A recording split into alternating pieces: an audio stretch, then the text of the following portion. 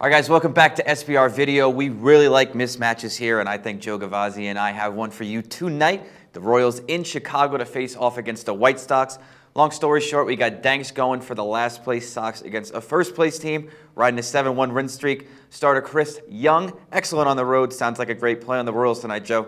Yeah, I think this is the case as well, Matt, as I agree with you on this one. We do have to be careful of one thing here.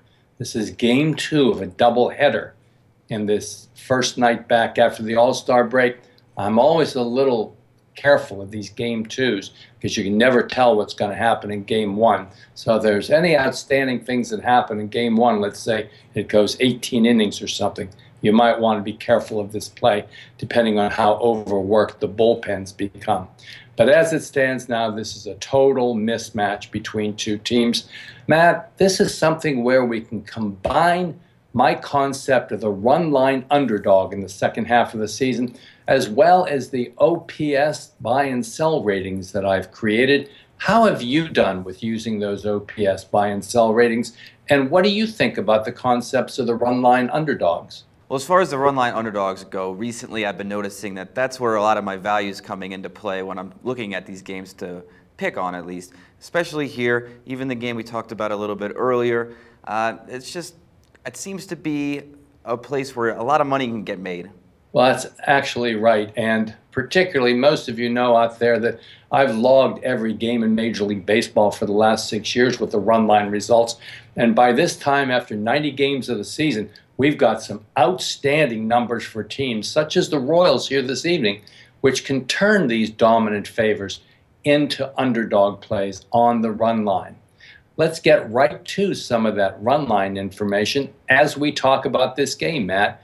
What do you see in the pitching matchup here, first of all? First of all, mostly want to talk about Danks as a negative. At least for a lot of these mismatches, I'd like to start with the lesser of the players first. Now, Danks 1-4 over his last 6, giving up 28 runs over those games.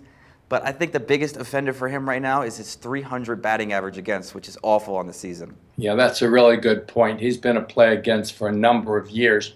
We also have to look at the fact that we actually have some value in this game on the Royals because every dog has its day in Major League Baseball, and that's been true of the Chicago White Sox as they've gone on a 9-3 run to enter the All-Star break. No thanks to Danks, of course. He bombed out in his last start against the Blue Jays. Our OPS sell ratings, however, are clear against fading the White Sox here in the second half of the season, as Chicago White Sox have the number 30th and last ranked batting OPS.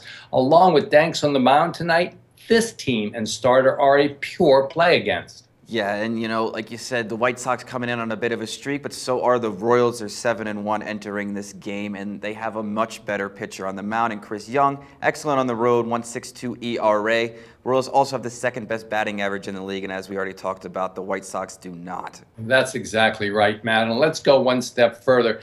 Small ball has been an outstanding winning concept for the Royals this year. With games averaging just over 8 runs per year, it gives them a big advantage in low-scoring games, in no small part because of their top-rated bullpen in Major League Baseball. But let's get down to the reason why we can make some real money in this game. Earlier in this video, I alluded to the fact that I track every team's run line results.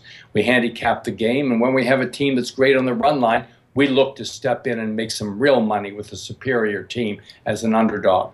Such is the case with the Kansas City Royals tonight. Did you know that 79% of their victories this year have come by 2 or more runs? And when you take it to the road, 18 of their 22 road wins, that's 82%.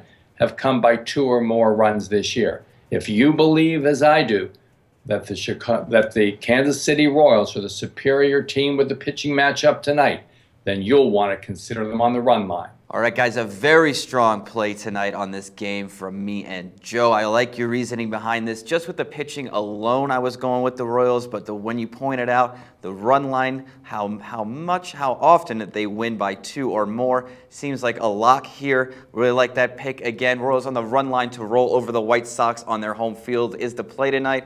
Thanks, Joe. We'll be back with more top picks right here at Sportsbook Review.